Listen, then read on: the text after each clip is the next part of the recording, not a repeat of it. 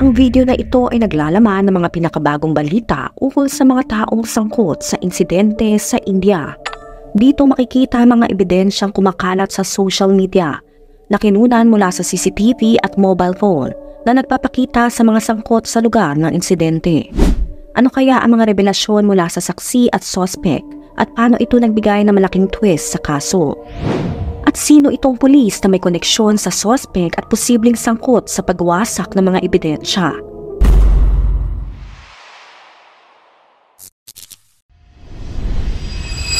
Si Dr. Momita na 31 years old ay trainee doctor sa Kolkata. Siya ay may pangarap na maging pinakamahusay sa kanyang MD exams at handa siyang maglingkod para sa sangkatauhan. Ngunit siya ay naging biktima ng isang mabigat na insidente. Ito ay nagdulot ng matinding kalungkutan sa lahat. Noong madaling araw ng August 9, siya ay inatake sa loob mismo ng ospital kung saan siya ay nagtatrabaho. Si Dr. Momita ay nag-iisang anak ng kanyang mga magulang. Ang kanyang ama ay ordinaryong mananahi at ang kanyang ina ay simpleng may bahay.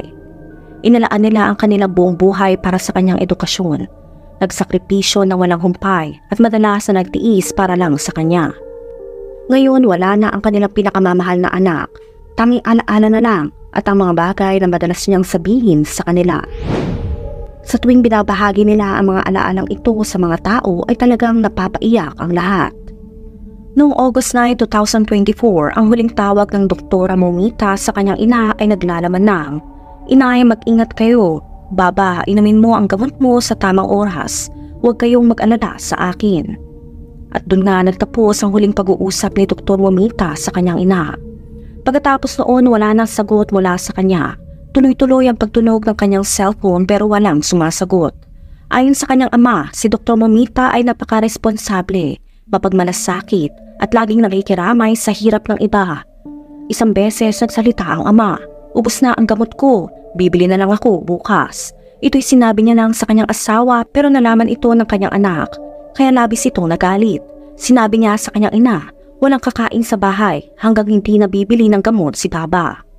Kaya siya na mismo ang pumunta sa palengke at bumili ng gamot. Ganun siya, hindi niya pinapabayaan ang kanyang mga magulang. Dagdag pa ng ama, laging inuuna ng anak ko ang iba bago ang sarili niya. Malapit nang ma-finalize ang kasal niya pero sasabihin niya, "Baba, saan kayo kukuha ng maraming pera? Pero huwag kayong mag-alala, ako na ang bahala." Dagdag pa ng ama, noong bata pa siya dumaan kami sa matinding kahirapan. Mga 5 taong gulang pa lang siya noon. Hindi siya kailanman humiling ng kahit ano para sa kanya. Patuloy pang kwento ng ama, sobrang hirap ng buhay namin noon. Lahat ng meron kami ay pinaghirapan namin. Madalas sabihin pa nga ng mga tao na hindi niya mapag-aaral ng medisina ang anak niyo.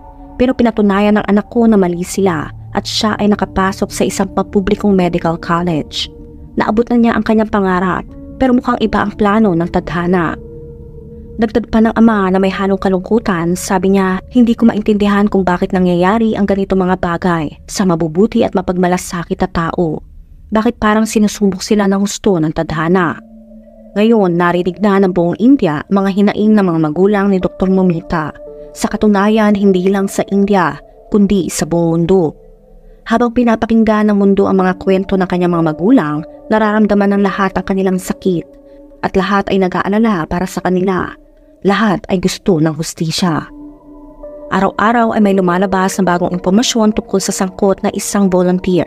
Ayon sa detalyadong medical na ulat, ang sanhi ng pagpanaw ni Dr. Momita ay ang paglapat ng puwersa sa kanyang. Sa lahat ng ebidensya na lumabas ay kumbinsido ang mga otoridad na si Sanjay Roy na isang police volunteer ang salarin kaya dahil dito ay dumaan siya sa isang pagsusuri. Noong August 25, 2024, si Sanjay Roy na pangunahing sangkot ay iniulat na umamin sa insidente. Sa panahon ng pagsusuri sa kanya, isiniwalat ni Sanjay Roy lahat ng mga detalye ng kanyang mga kilos nung gabing naganap ang insidente. Umamin siyang nanghawak pa siya ng isang babae sa kalye na nahuli ng mga surveillance camera. Sa paglalahad ng kanyang mga naging kilos, sinabi ni Roy sa Central Bureau of Investigation or CBI na ilang oras bago naganap ang insidente ay bumisita siya sa isang lugar para lang sa mga gustong mag-enjoy, kasama ang kanyang kaibigan. Gayunpaman sinabi niyang walang nangyari sa kanya at sa mga babae doon. Ayon sa mga ulat ng media, matapos nito ay nakipag-video call pa si Roy sa kanyang kasintahan at hiniling na padalhan siya ng maselang larawan at agad naman pinadala ito ng babae. Para sa masusing pagsusuri, narito ang sunod-sunod na pangyayari noong gabing naganap ang insidente. Ito'y batay sa salaysay ng sangkot na si Sanjay Roy. Noong August 8, 2024, dumating si Roy sa RG Carr Medical College and Hospital kasama ang kanyang kaibigan upang kumustahin ang kapatid nito na naka-admit doon. Bandang 11:15 ng gabi, nagpa siya silang mag-inuman at umalis ng ospital. Bumili sila at nag-inuman sa kalsada. Pagkatapos nito, nagdesisyon silang pumunta sa isang lugar para sa mga gustong mag-enjoy sa hilagang bahagi ng Kolkata. Nang hindi sila nasatisfy sa lugar, lumipat pa sila. Habang papunta sila, humawak pa sila sa isang babae sa kalsada na walang kompromiso na nakita ng surveillance camera. Sa Chetla may nangyari sa kaibigan ni Roy at sa isang babae na nagbibenta ng aliw. Habang si Roy naman ay nakipag-video call sa kanyang kasintahan kung saan humingi siya ng mga maselang mga larawan na agad na pinadala ng babae. Bumalik sila sa RG Carr Medical College at bandang 4:03 ng umaga ng August 9, nakita sa CCTV footage ang sangkot na si Sanjay Roy. Siya ay pumunta sa seminar hall sa ika-4 na palapag ng RG Carr Medical College. Ito'y nangyari ilang oras bago naganap ang insidente. Nakasuot si Roy ng t-shirt, jeans at may dala ring helmet sa kanyang kamay. Ang hawak niyang helmet ay nagpagulat sa lahat dahil ang helmet na iyon ay isa sa mga binibigay sa mga tauhan ng Kolkata Police. Bukod sa pagpapatunay ng presensya ni Sanjay Roy sa ospital noong oras ng insidente, nagsilbi rin ang CCTV footage bilang karagdagang ebidensya na nagpapatunay sa pagmamay-ari ni Roy ng Bluetooth device na na-recover ng mga otoridad mula sa pinangyarihan ng insidente. Nakita rin na may ginamit na motorbike si Sanjay Roy, ngunit ito'y hindi nakarehistro sa pangalan niya. Bagkus nakapangalan ito sa isang otoridad, kaya dito naglabas ng pahayag ang mga otoridad ng Kolkata. Inamin nila na nakarehistro ang motorsiklo sa pangalan ng isang commissioner. Gayunpaman, sinabi nila na karaniwang ginagawa ang pagrehistro sa lahat ng mga sasakyan ng gobyerno sa pangalan ng commissioner ng mga pulis. Sa kabilang banda, sa isang mahalagang pag-usad ng investigasyon, lumabas ang pangalan ni Anup Dutta. Matapos matuklasan ng mga investigador na nakipag-ugnayan si Sanjay Roy sa kanya noong umaga ng August 9, 2024, ito ang mismong araw ng insidente. Ngunit sino nga ba si Anup Dutta? Siya ay isang Assistant Sub-Inspector or ASI ng Kolkata Police. Lumabas sa mga ulat na si Dutta ay nagbigay ng mga pribilehiyo kay Roy tulad ng access sa police quarters at paggamit ng police motorcycle na hindi karapat-dapat sa isang police civic volunteer.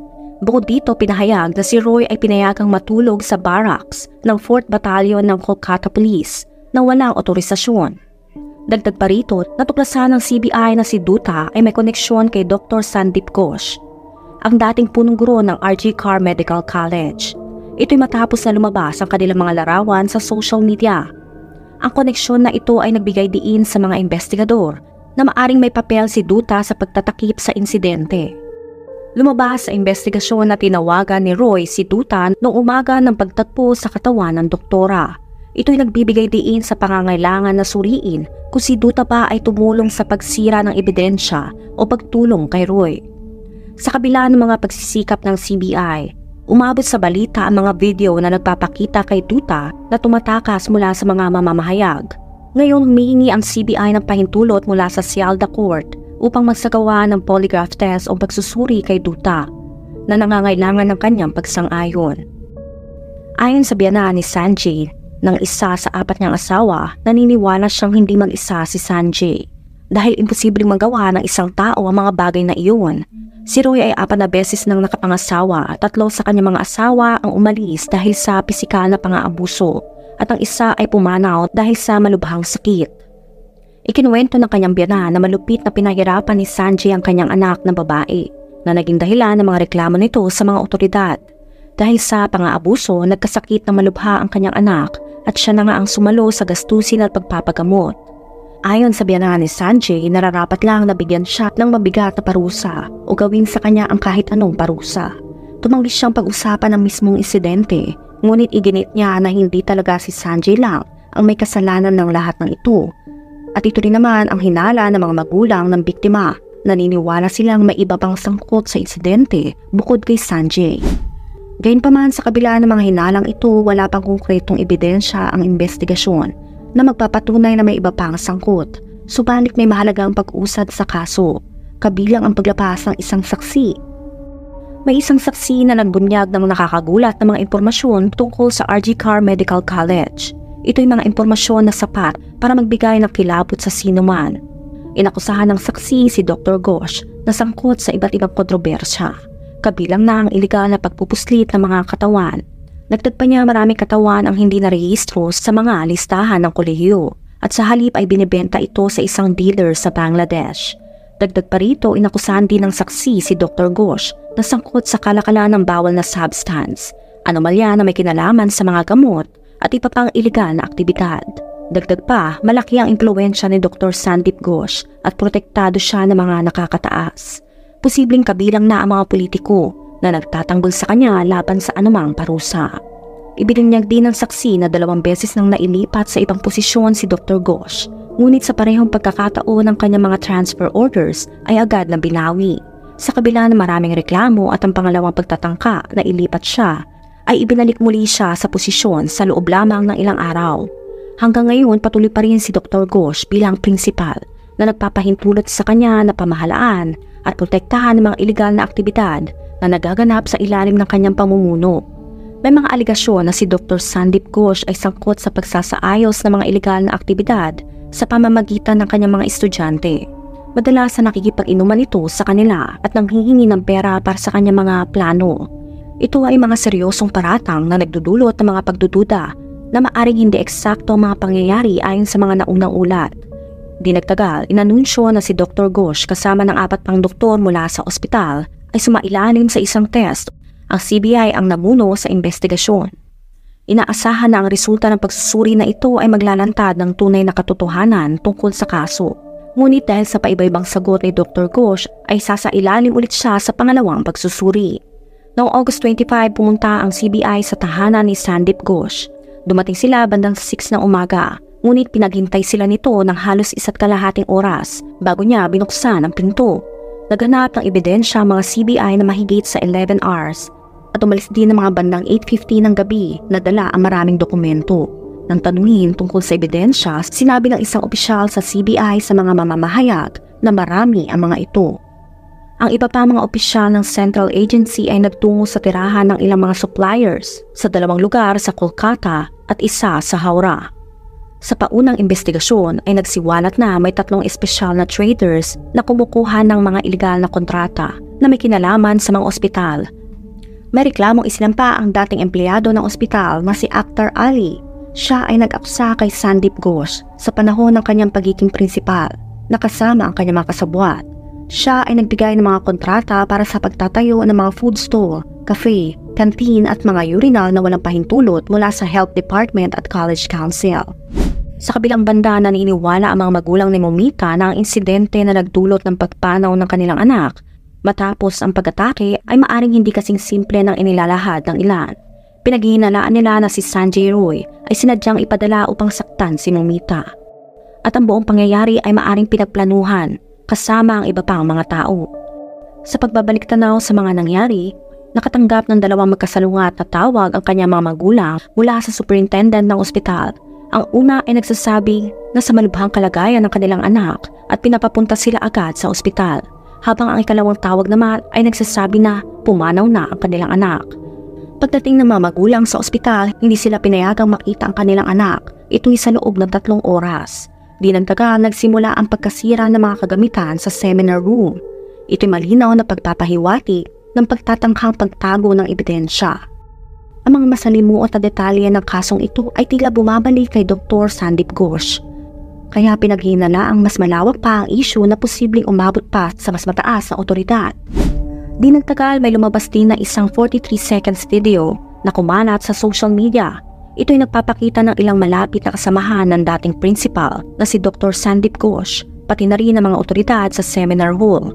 Matapos matagpuan ang katawan ni Dr. Momita noong August 9, ito ay nagdulot ng mga alegasyon hinggil sa kakulangan ng pag-secure na lugar kung saan nangyari ang insidente. Nilinaw ng Kolkata Police na bagaman ang lokasyon ng video ay talagang sa seminar hall kung saan nangyari ang insidente, Ang lugar kung saan nagtipon ng mga tao ay lampas sa 40 feet na section. Ito ay nakahiwalay sa lugar ng insidente. Giniitilan ang labi ng biktima ay hindi nagalaw ayon sa mga otoridad. Sabi ng isang opisyal, nagkaroon ng 40 minutes na pagkaantala sa pag-alerto sa mga otoridad. Nang malaman namin, ang aming mga opisyal ay tumakbo pataas at inayos ang lugar gamit ang puting kortina na ginagamit sa ospital. Sa video makikita ang mga taong malapit kay Dr. Sandeep Ghosh. Kabilang na ang abogado nito. Si Sandeep Ghosh ay nag-claim na siya ay nasa outpatient department at pumunta sa lugar matapos marinig ang balita. Ayon pa sa mga otoridad, isa lamang ang bukas sa 8 pinto na pwedeng pasukan sa seminar hall noong araw na iyon. Sinabi ng isang opisyal, bandang 1 PM isa sa aming mga opisyal ang pumunta sa labas at nasabihan na naroon sila. Tinawag namin sila at pinaupo sa loob ng 11 feet area. Gusto nilang makita ang kanilang anak ngunit ang forensic officials ay nasa loob ng nakahiwalay na lugar. Kaya pinaghintay namin sila ng 7 minuto at pagkatapos ay pumunta naman sila sa loob. Umupo sila sa isang silya sa harap ng katawan, malapit sa pangalawang view ng 2 minuto. Pagkatapos ay lumabas sila at umupo muli sa loob ng 11 feet area para sa susunod na 3 oras. Pinabulaanan ito ng ama ng biktima, sinabi niyang sila ay pinaghintay sa ibang lugar, hindi sa bahagi ng seminar hall. At ito ay sa 3.5 oras pagkatapos nilang dumating sa ospital bandang 1 PM. Sabi ng ama, nang pinayagan kaming pumasok sa pinangyarihan ng insidente, bandang 3:30 PM, wala nang mga harang. Sa kabila ng mga paratang ng pagkakasangkot ay hindi pa rin tinanggal ni Mamata Banerjee si Dr. Ghosh. Sa halip, inilipat siya sa ibang medical college. Gayunpaman, hinarangan siya ng mga estudyante sa bagong kolehiyo. Binatikos naman ng Indian Supreme Court ang kakulangan sa investigasyon. Binigyan diin ng korte ang kakulangan ng CCTV coverage at pagsisiyasat sa mga pumapasok sa ospital. Bilang tugon, inanunsyo ng Chief Justice of India ang pagbuo ng isang task force na naglalaman ng mga doktor mula sa iba't ibang bahagi ng India at mga mambabatas. Ang task force na ito ay gagawa ng mga rekomendasyon kung paano mas mapoprotektahan ng mga doktor lalo na ang mga babae. At ang mga rekomendasyong ito ay gagawing Standard Operating Procedures or SOP para sa bawat ospital. Pinagkaloob naman ng Calcutta High Court ang 3 linggo sa CBI upang magsumite ng progress report sa investigasyon na ipapakita sa September 17, 2024. Sana ang trahedyang ito ay magdulot ng pagbabago upang walang ibang babae ang makaranas ng ganitong karahasan sa kanilang pinagtatrabahuan. Kung makakatulong ito na maiwasan ng mga katulad na trahedya at mapabuti ang kaligtasan para sa mga kababaihan, hindi masasayang ang pagpanaw ni Dr. Momita. Patuloy ang pag-usad ng kasong ito at makakaasa kayo na agad naming ibabalita sa inyo ang anumang mga bagong update. Kung gusto niyo mapanood ang part 1 ng ating video, ay makikita niyo ito sa description box o sa comment section. Pwede rin kayong magbigay ng inyong komento o nararamdaman sa ating kaso ngayon. Kung nakaabot ka sa video na ito ay maraming salamat. Huwag kalimutan mag-like, share, subscribe, and turn on the notification. Ingat ka palagi! Ciao!